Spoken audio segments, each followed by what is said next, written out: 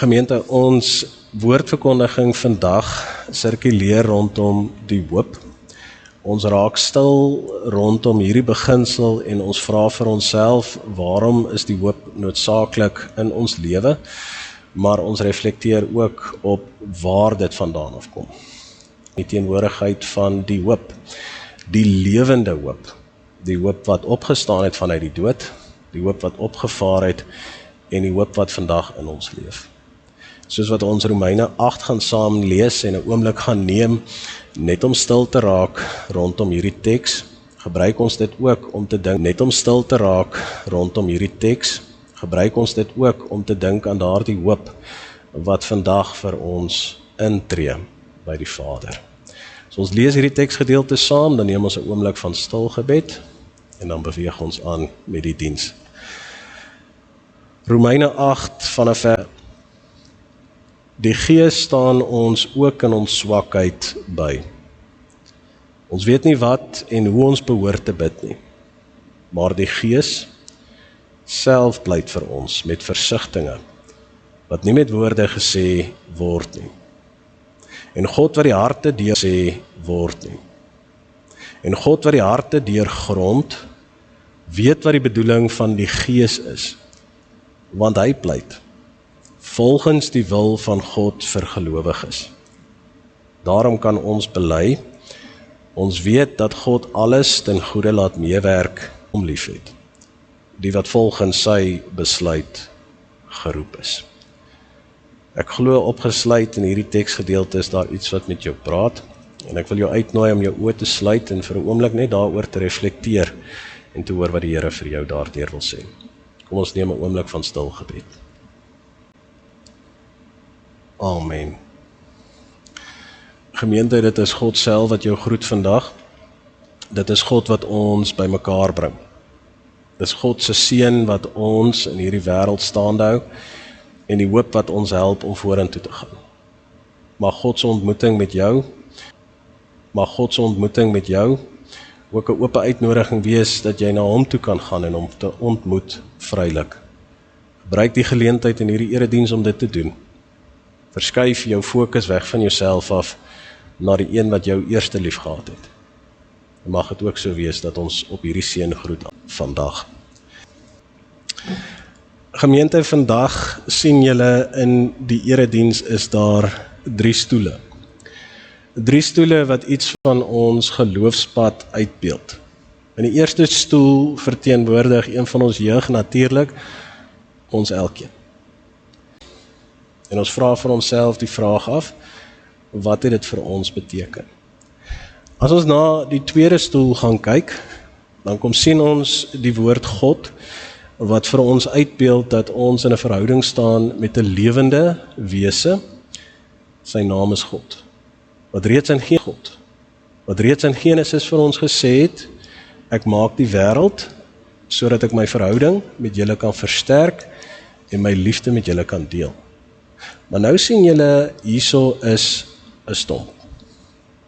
'n Stomp wat, as jy hom sou oplig, as jy nou bietjie mooi kon sien, verteenwoordig 'n kronkelpad. 'n Pad wat loop na die Vader toe. Toe Adam en Eva gekom het, en hulle het as te ware gedoen wat in hulle oë reg was, maar nie in God se oë nie, het daardie pad as te ware moeilik geraak om na God te gaan. Nou wil ek vir jou vra, as ek vir jou sou gesê het om op hierdie paadjie te loop, sou jy dit kon doen? Hy sê dalk as hy hard genoeg probeer. Kan julle sien, gemeente, dit is in die geskiedenis van die kerk en ons eie geloofslewe onmoontlik om hierdie pad te loop. Onmoontlik om die brug te maak tussen ons en God. Die wet het gekom deur Moses, maar dit kon nie hierdie pad herstel nie. Maar wat die wet wel gedoen het, is kom bietjie nader met jou stoel, bring jou stoel vir my, hou dan vir my die stomp vas op jou skoot, net so. En op 'n manier het dit die pad moontlik gemaak vir die mens om na God toe te gaan. Want met die 10 gebooie wat Moses gegee het, het hy vir ons gesê, dis 'n lewe wat heilig is, 'n lewe wat afgesonder is, 'n lewe wat op die ou einde van die dag die ewigheid sou bereik. Maar nou moet ek weer vir jou die tweede manier vra. Nou dat jy daardie pad vashou, sou jy nog steeds daartoe kon loop. Dis moeilik, né? Dit werk nie. En dit is presies waaroor Paulus geskryf. Nou kan jy vir my opstaan. Paulus het gegaan en hy het die volgende gesê. Voor Jesus Christus gekom het, was die pad na God toe moontlik, maar dit was vir die mens onmoontlik om hierdie pad te loop alleen. En so het God gekom deur die vorm van sy seun in die vorm van vrede. En so leer ons in Filippense 2 en 3 dat hierdie God in die naam van Jesus Christus hierdie pad vir ons gelyk gemaak het. Sal jy nou hierdie pad kan loop?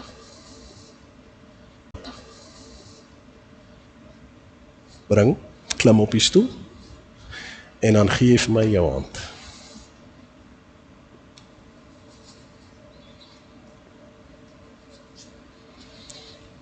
Hoe maklik was dit?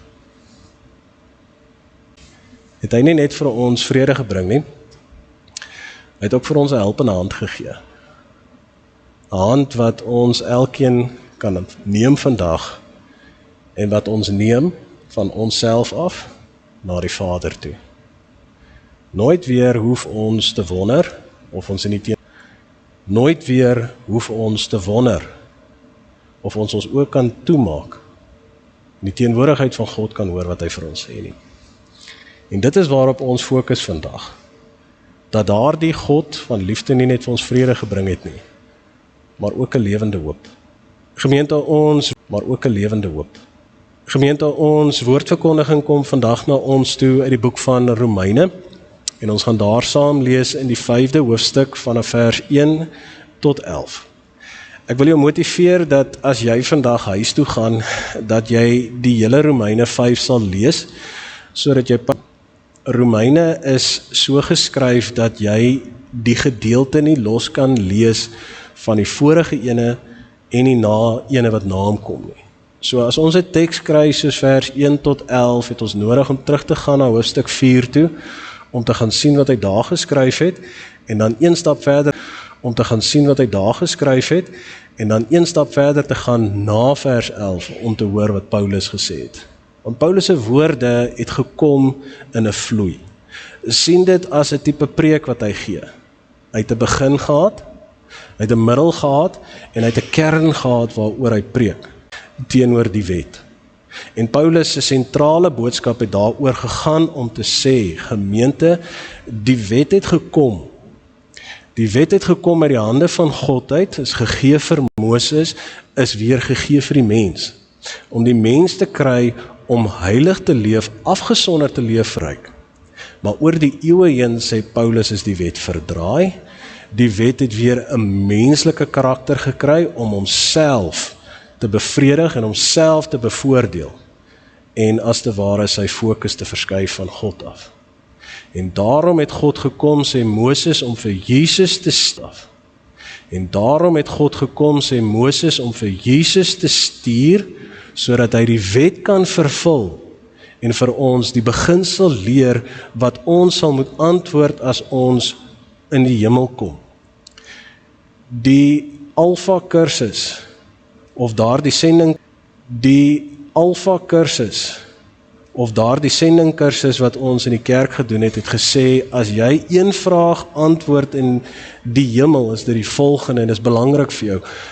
Waarom moet God jou toelaat in die hemel?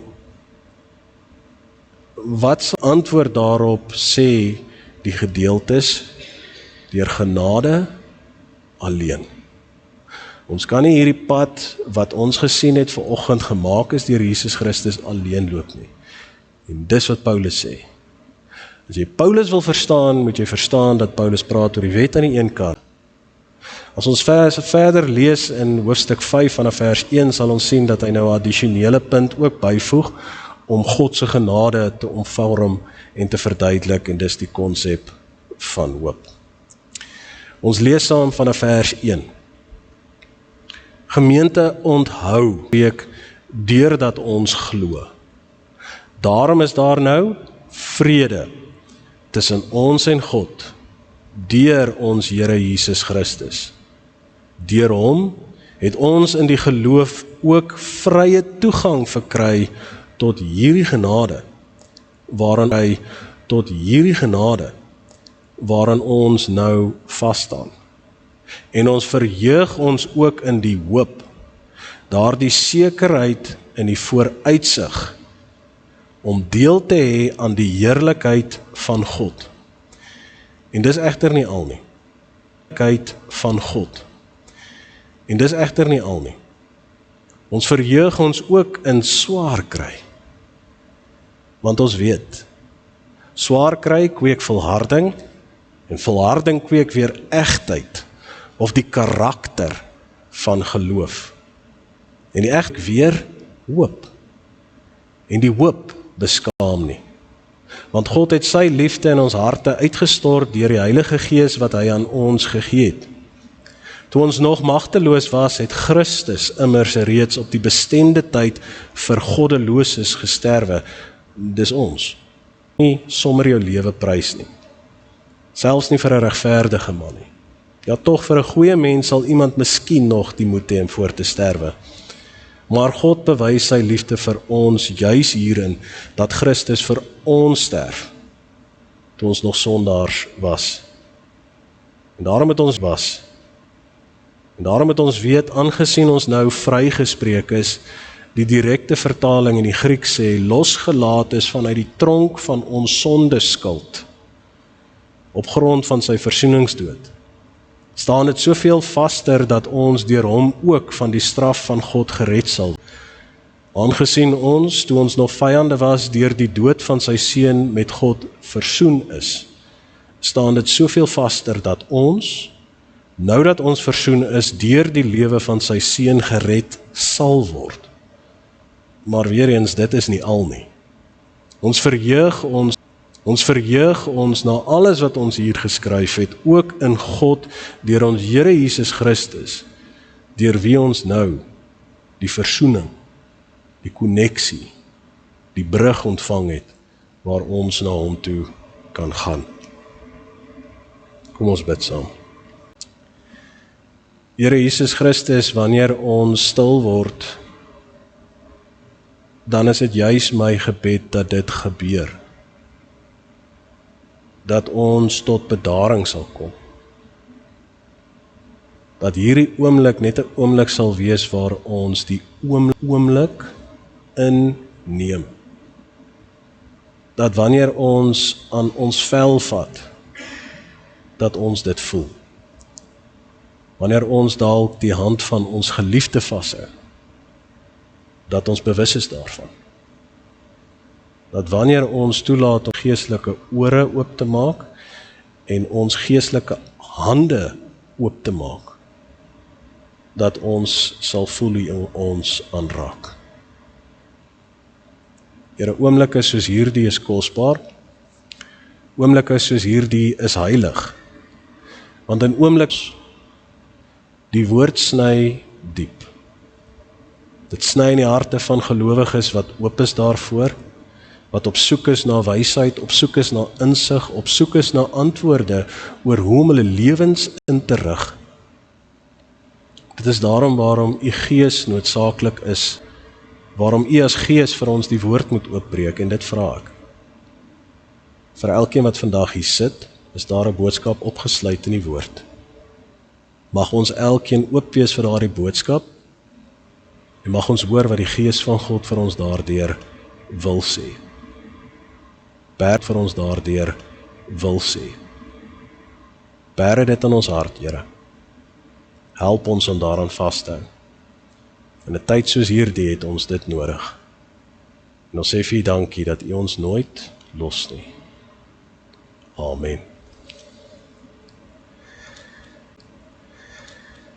Gemeente, wanneer ons woordverkondiging begin, dan begin ons deur vir mekaar te sê dat vandag se tema rondom die hoop sirkuleer en dat die hoop nie beskaam nie.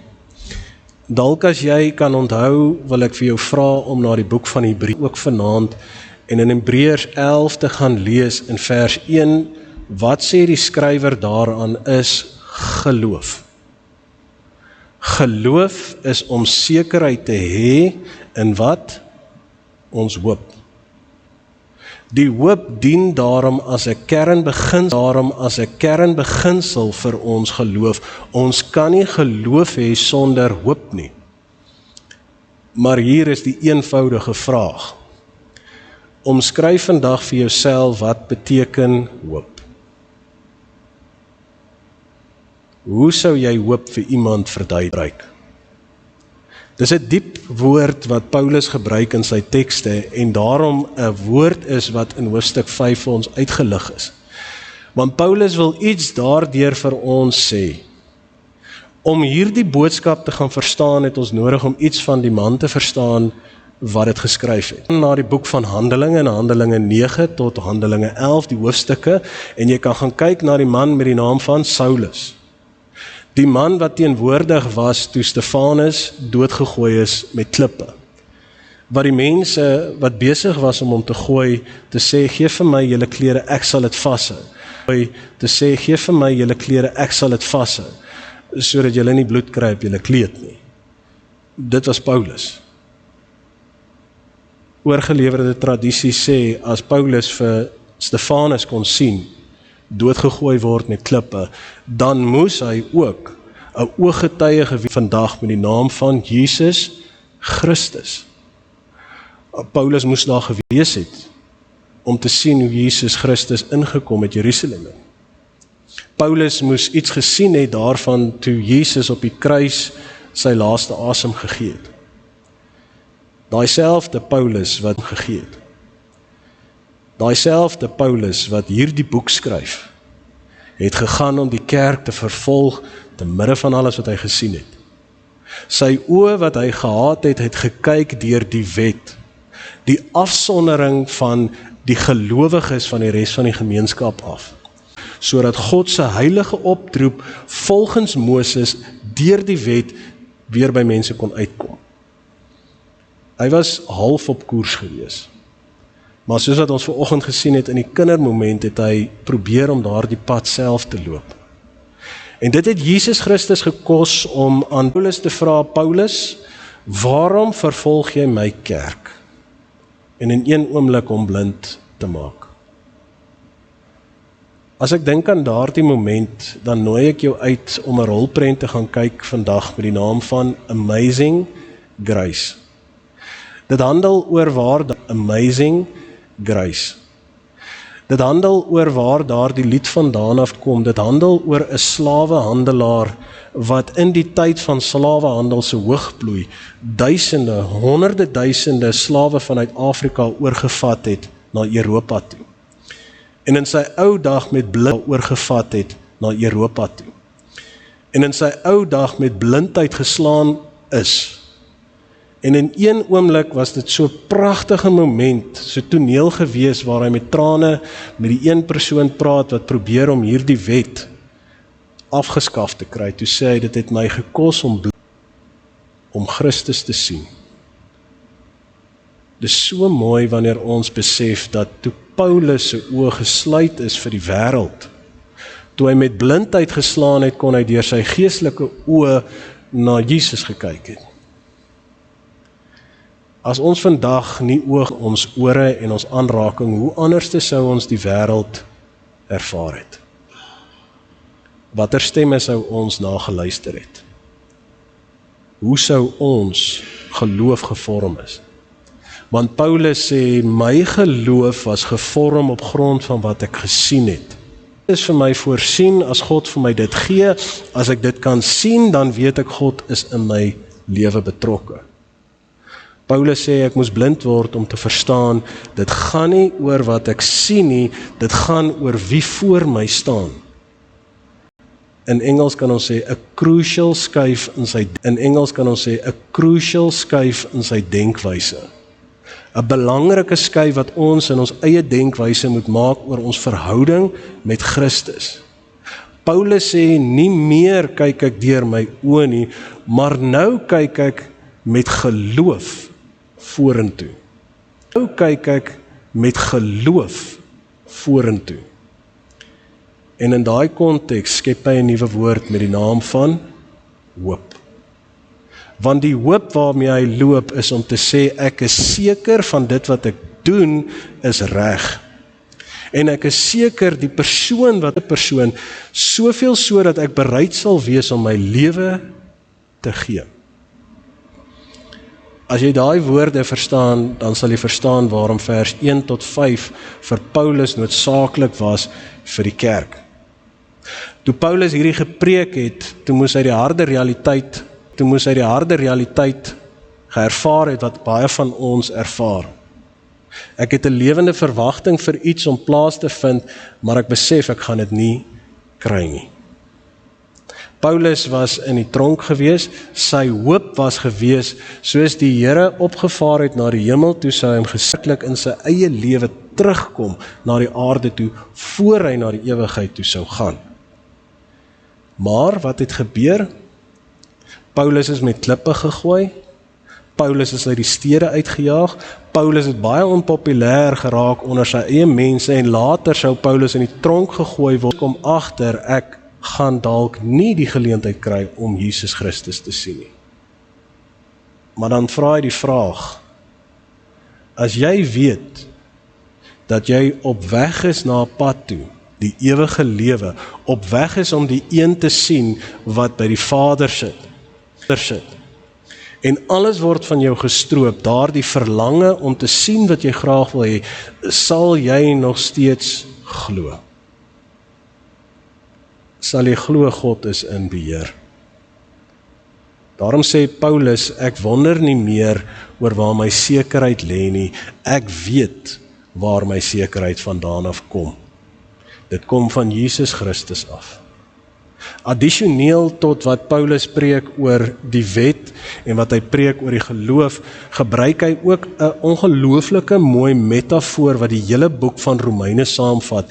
Veronderstel jouself, jy is in die regsbanke vandag.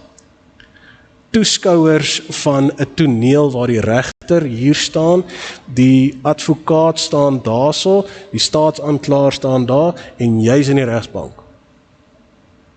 En jou sonde verhinder jou om na die ewigheid toe te gaan. Die aanklaer met die naam van die duiwel sit daar. En voordat jy in die hemel kan ingaan, staan die aanklaer op en hy sê, ek wil God herinner aan dit wat Marius verkeerd gedoen het. En ek sit my ore rooi hierso, want ek kan nie, maar dan kom my advokaat met die naam van Jesus Christus. En hy steek sy hand op en hy sê, Vader, dis vergewe deur my opoffering aan die kruis. En soos wat ons lees in die vroeë boeke van Matteus, gaan die duiwel verder. En hy sê, nee, wag, hy het nog dit gedoen en dit gedoen en dit gedoen, en hy probeer sy saak verder en verder voer, en elke keer staan Jesus net op as jou advokaat en hy sê, vrygespreek deur my bloed. En dan kom die oomblik in die hofsitting waarna almal uitsien die uitspraak. En God weeg die aanklaer met sy feite op en die genade van Jesus Christus se vryspraak. En hy slaan die hamer en hy sê vir jou, Marius, jy is vry. Marius, jy is vry. Jy kan die ewigheid inkom alleenlik op die grond van die genade. Verstaan jy nou iets bietjie dieper oor Paulus se bewoording wanneer hy sê, onthou ons is vrygespreek. Kan ons vrede hê te midde van ons omstandighede. In Engels is daar 'n baie mooier verduideliking rondom die term van complacency. Daar's 'n wesenlike verskil tussen contentment en complacency. Die Afrikaanse dialek het nie so lekker male verwar ons die twee met mekaar. In hierdie gedeelte sê Paulus, ek wil julle herinner, ek praat oor vrede, nie tevredenheid nie. Ek is vol vrede wat ook al gebeur, maar ek is nie tevrede met waarin ek op pad is nie. Ek aanvaar nie net my noodloop te midde van my omstandighede om uit te kom by die bron van lewe self. Paulus sê, ek hoef nie te wonder of God my liefhet nie, ek weet dit. Ek hoef nie te wonder of God in hierdie lewe bestaan nie, ek het hom gesien. In hierdie lewe bestaan nie, ek het hom gesien.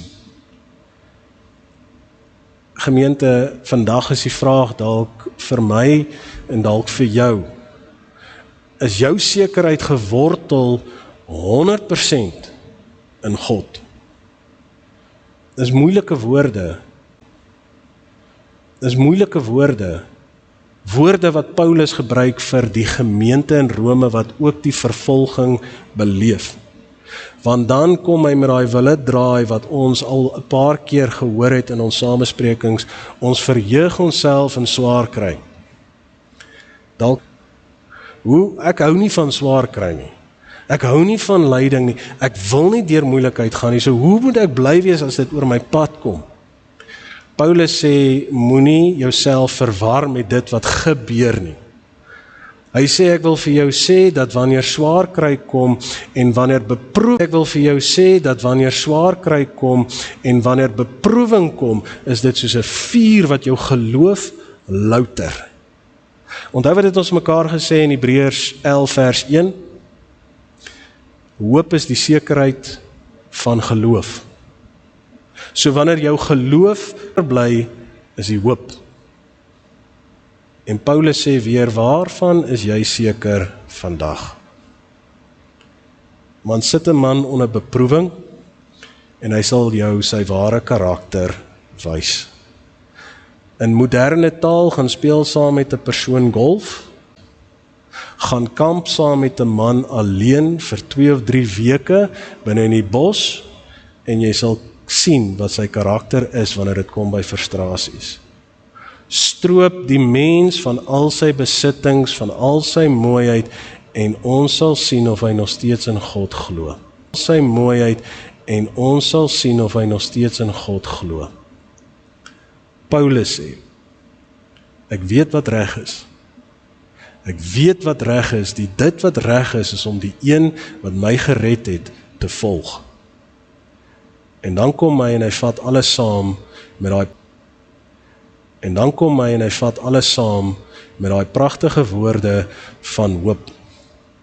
En hy sê, onthou, die hoop beskaam nie.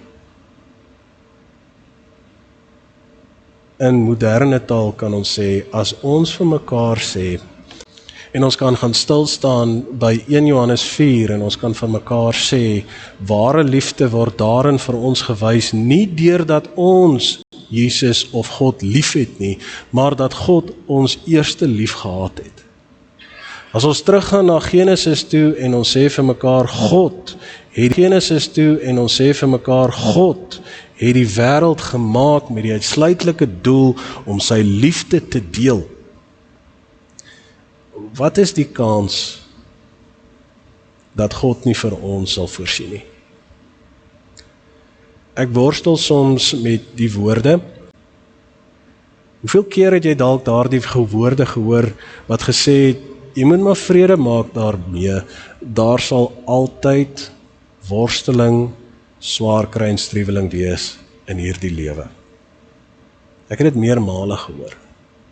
Maar wat ek nie gehoor het nie, sal God voorsien.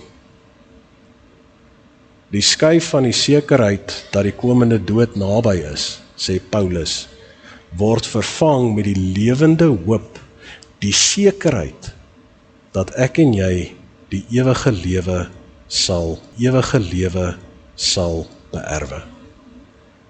En dan vat ons almal saam, of alles saam waaroor ons nou vandag gepraat het, en ons vra die sentrumvraag vir onsself. Wat beteken dit vir jou Wat beteken dit vir my? God sê vandag vir ons het 'n kompas in ons hand.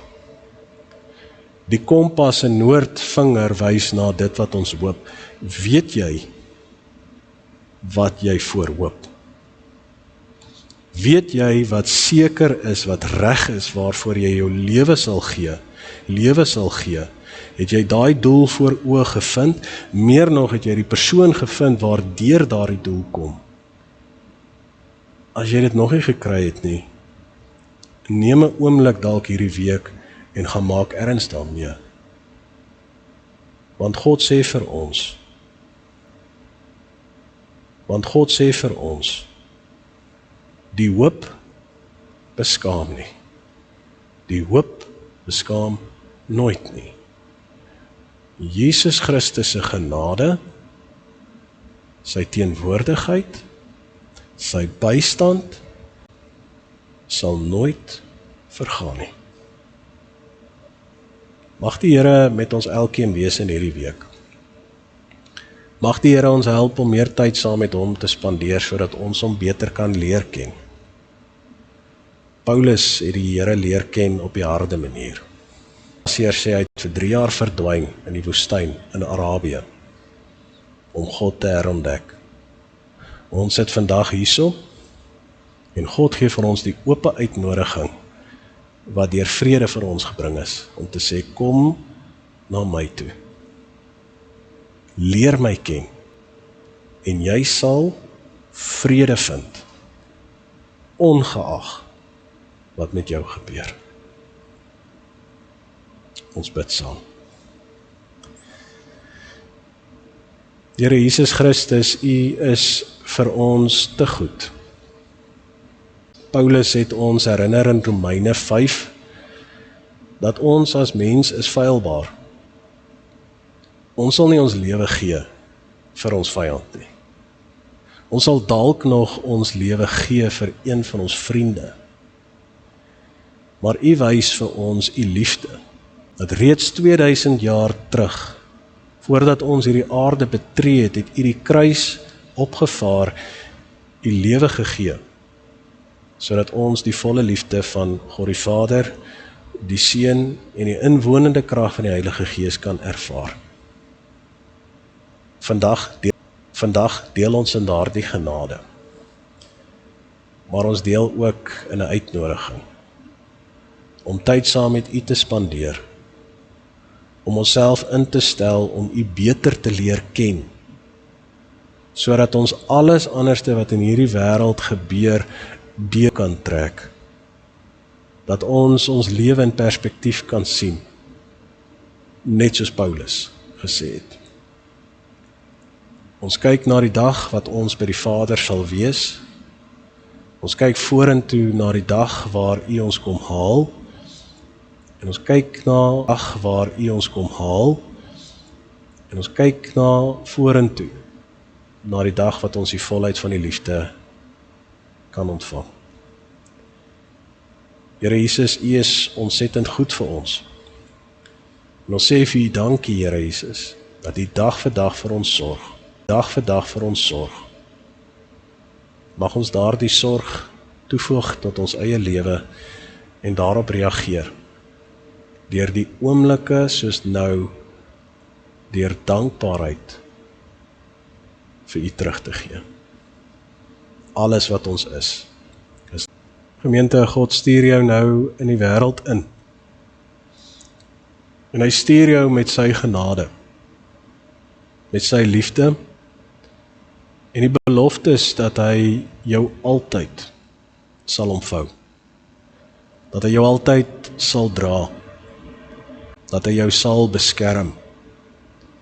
En dat hy daar vir jou sal wees, in jou uur van nood. Ontvang daar die seën van die Here. Neem dit na die wêreld en gaan deel dit met almal wat oor jou pad